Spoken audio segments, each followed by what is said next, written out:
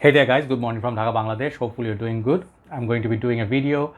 This is going to be a discussion more like this is an ongoing discussion and almost like a debate going on for some time in different groups. So I would like to, tackle it or touch upon on it, discuss it as I do fragrance talk and fragrance reviews. So this kind of talks I hope you do enjoy. And what's your scent of the day, what you're wearing, you can let others know in the comment section. I just finished doing review of Insurrection 2, an excellent clone of Aventus Cologne, which I also have. But I'm very happy to have both of these in my arsenal because I enjoy Aventus Cologne, but it's a bit too expensive to get a backup bottle.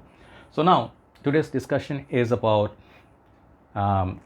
safe fragrances versus daring fragrances. Something like I don't want to say this is a designer versus niche because a lot of things going to be discussed here. The video might run a little bit long.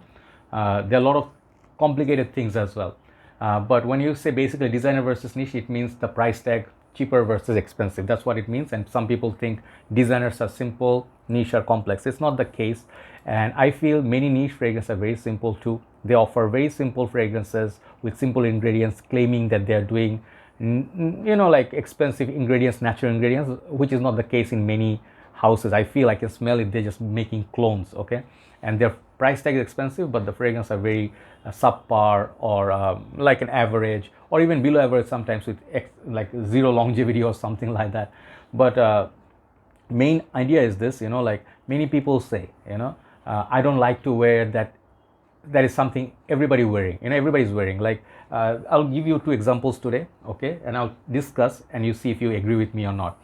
So two examples I'm going to use are a Frederic Malle Synthetic Jungle versus Bleu de Chanel. They are not same at all, they don't smell similar at all, even the price range very different. Bleu de Chanel is a higher end designer and this is like Frederic Malle's are usually like $300 price tag, okay.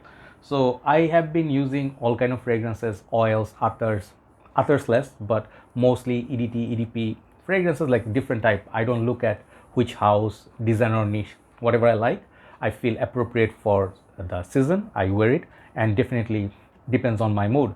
But when people say I don't want to wear something that is too common, okay, which is a legit point. Like everybody wants to make the signature, not everybody wants to smell the same like others. They want to be like standing out in the crowd and people ask them like, hey, what you wearing? I never smelled that DNA before, is it a new perfume? I would like to take the name.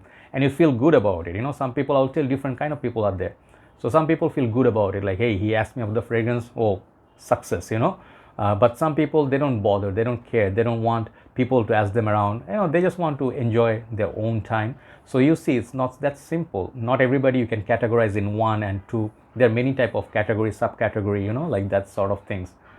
So another thing is the seasons. I keep talking about seasons. The weather condition in different part of the world, it's warmer, some part is very cold.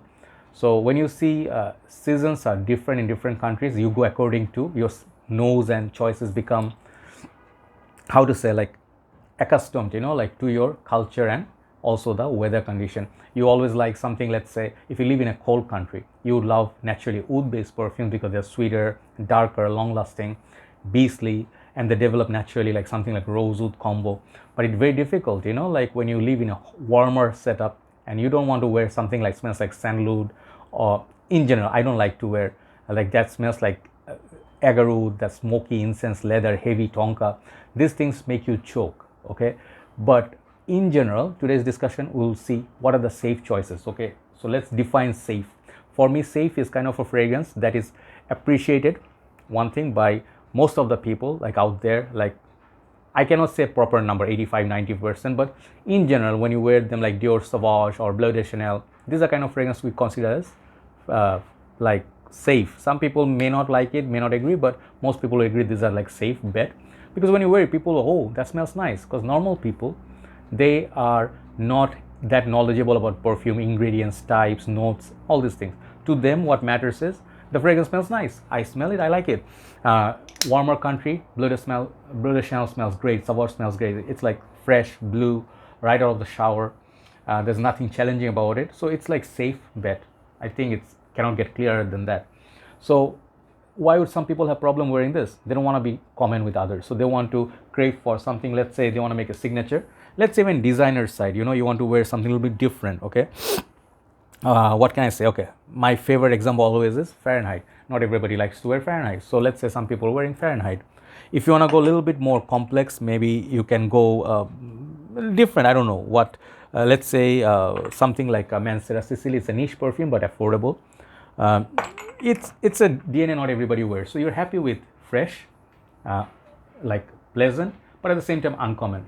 But what happens with you want to wear a little bit more uncommon, like very uncommon, very different, very polarizing, totally different from what Blood Ocean offers. Like I like Synthetic Jungle from the word go, but I'm pretty sure not many people would understand or like the greenness about it or the sharpness about it. The florals is very beautiful to my nose because where my journey is right now, I can appreciate it. But perhaps some, you know, like 5-6 years back, I would not appreciate a fragrance like that. Or recently I got, like earlier this year, is like this fragrance called Burning Barbershop. I did not appreciate fragrances like this genre. So why would people want to wear something that's different, that's smoky, that makes a statement? Because you enjoy it to yourself and you want to be different from others. But in general, people say, hey, niche fragrances, because they stand out, they are unique, so they are better than designers, and designers are all trash and synthetic. So not everybody is entirely wrong or entirely right. My 2 cents are, you cannot conclude everything in a same manner. You cannot put everything under one umbrella, like all designers, all niche are extremely awesome or extremely complex. Some niche are not. Some niche are like, I'll tell you example. You have to understand by example. Like this fragrance, you know, this is, I forgot the name, this Godolphin, yes, Parfum de Marly, expensive, right? Niche perfume, expensive, but this smells like Tuscan leather. So is this Layuquam Purum. They all have the similar DNA. But Tom Ford Tuscan leather is not a fragrance for everybody. But this one, being a niche perfume, it's a, you can say, clone or inspired version of that. So you cannot draw a judgment like all niche are niche. Some niche are not that niche. Niche to me is something that's offered in a perfume that stands out, okay, that creates layers, that creates complexity. One of the most complex perfumes I'll show you, it doesn't matter about design or niche, Cartier, and this is called Declaration. One of the more complex perfumes. It's not understood by everybody. Terre d'Hermès, similar to this. These are designer perfumes, but not everybody can understand woody, spicy, masculine. It took me 4 years to understand this fragrance, and I love it now, right? So you have to let the journey take place, okay? What do I mean by that? You have to wear a fragrance. Let's say you are enjoying Versace Purum now, Dior Sauvage, Chanel Allure Sport. And the thing is, you're enjoying it right now, enjoy it. You don't have to rush to upgrade to next level. Hey, I'm driving a Toyota Vios, immediately I need a BMW 6 Series or something like that. If your car is serving you well, you're happy about it, fuel economy, ride comfort, AC, everything is good. Why from the peer pressure? Like say people are telling you, hey, your that Toyota car, you know, Vios car, it doesn't go with you. You're wearing a suit, nice watch, maybe upgrade to something. So even if you do not need it, you're changing it. Just like people change iPhone. I don't understand why every year the craze. Minor. It's again, I don't want to go for debate because iPhone lovers will bash me. But a phone can run you easily for 5 years, 7, 10 years even. At least 5 years if you take care of it. iPhones, I think they're excellent devices. If you have one iPhone, why you need to upgrade it just for a little bit, fraction of a screen, you know, like a bigger, and you pay like one kidney price. So these are the things people do to show off, I think, in social media or like to carry on and feel proud about.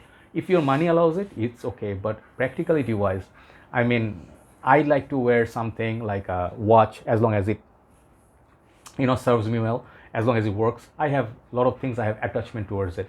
So you have to build bond with your fragrances. Let it be designer or niche, whatever you like, you know, but it has to come natural. It shouldn't come from your that place that, you know, you were wearing certain brands so people admire you. Okay, I think that is wrong.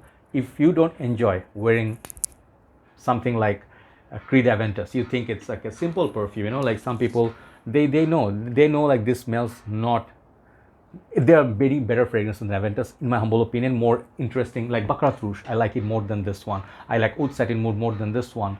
I like Zerge of Naxos more than this one, more interesting, sweeter, more playful, and they do a lot more for me, okay? But Aventus is a brand. Everybody like to, let's say, showcase or advertise, hey, I'm wearing Creed's Aventus. Some people like it, naturally, they have been using it for a number of years, but some people just want to show I'm wearing a Creed. You see the difference, right? So in general, whatever is the case, in the end, if your mind is like, I want to be, like subconscious mind, I want to be appreciated by people, so you have to choose safer perfume. If you go to a shop, yesterday one of our sisters, sister Rini, she has a business in India, so she runs a perfume store, and then she told, it's a fact, take it not from me, from people who are doing real life business. She said 90%, 95% of our sales are from designers, like they sell like hotcake, and even the cheaper ones are even better. Arabian fragrances are selling like hotcakes now, because they're affordable. You get a full presentation, excellent longevity, even the smell, they're improving so much. Even a clone sells so much better. So niche fragrances perhaps is more expensive, one thing. It will make sure, let's say you bought like a Dior Privé collection, $300, $400 easily gone. But within that price range, you could have got like so many more fragrances you could have experienced, explored. But just because in your mind you wanted to have the brand, so you bought that one Dior Privé, and you don't like wearing it. Let's say you got something like Oud Ispahan, and you live in a country where it's 42 degrees, Nigeria, Bangladesh, Singapore. You will not be wearing Oud that much unless you really love it and you really swear by it. You would wear something more like that has citrus, lemon, more like a floral, or like something like Afternoon Swim, like by Louis Vuitton, or something like Mephisto Gentleman. These are more safer, right? So you have to understand what's your target, what's your main goal, what's your priority. Let's say you're that person, let me just tell in short, you're the person that you don't care for compliments, you don't care for people's opinion, you just want to wear what makes you happy, and by all means go for complex fragrances. But in the end of the day, if you want to be within the majority, you want to be loved by many, you want to be receiving compliments, you are a social person, that if you stay in the social network and people say, hey, I like your fragrance, what's the name, and you like that, you're a social person and you like being with people, you like to be around so many people. Imagine you're wearing Bentley for Many Intents in 45 degrees. This fragrance right here, one of my favorites in winter. This is a money in the bank sort of fragrance for me. Smells so expensive, luxurious, but I cannot wear this in high heat. I'm telling you, season appropriate, no. For this current moment, I would wear something like different, something like this one, Bentley for Men Azure, or Silver Lake. These are more citrusy, lemony, cooling, lighter take on that DNA. Easy to wear. But if you want to be around people and wearing Bentley for Many Intents in 45 degrees, and people like, oh, that dude, that cologne dude, like people like, hey guy, what's up? And imagine like you watch their body language, like they're holding their, let's say, like, oh, I don't know, let's just consider this as a glass, and they're having a party and stuff. Like, hey, what's up, bro? That smells good. Hey, what's up with you? They don't give you a hug or like high five or dab or anything, nothing, right?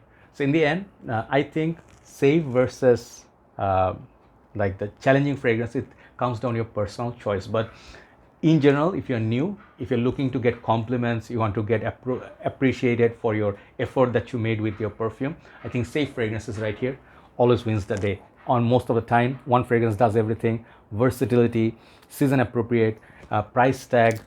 And the thing is, like, you don't have to worry too much about, like, let's say Synthetic Jungle. I love this perfume, I love this so much, but if I wear it, I do not get compliments, I get negative comments sometimes, like, that's a headache inducing one.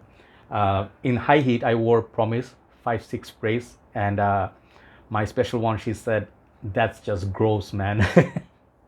And I'm sorry, those people who love the moon, like Dawn, Frederic Malle fragrances, I did buy Promise and I loved it. I wanted to wait for winter, but the moment she said that, I got a headache, and then I got a headache myself because I wore 5-7 sprays. Whole hall room. I went to a restaurant, rooftop, everybody was looking at me. At first I thought, hey, people are noticing, hey, I'm wearing like the best fragrance ever. No, they were just being bothered, right? So I sold off my Promise. I couldn't keep my promise to keep it until winter. You see my story? So always see a fragrance, look at the season, be practical, see what you like as well. So a lot of these different angles, let it come to you, like, oh man, what do I want to wear? Let's say winter is coming up. Moment you see a little bit of cold weather, you see Salvatore Ferragamo Vomo, I'm going to the coffee place, I'm going to have some tiramisu, I'm going to hang out with my friends, some cookies, and it's going to be like leather jacket time. You're going to enjoy that, so wear according to your weather, okay, and wear according to your budget. Don't try to impress people. Don't try to make a statement just by wearing a brand. There's no such thing as wearing a brand. You have to wear the cologne that's inside the bottle. That's the most important thing. The juice is the presentation, brand, they don't matter. A fragrance which is cheap also can get you compliment, can keep you happy. A cool water. Last point, last but not least, this fragrance can keep you happy for a very long time because you like the smell. 200 ml, affordable, doesn't break your bank. Even in crunch time, you'll enjoy this immensely, okay? Love this fragrance, classic as always. So I gave you plenty of examples. Do let me know what you feel about it, and if I could make some sense. Have a nice day. Thanks for watching. Love you all. Thanks for all your support. You have been great. See you soon. Take care.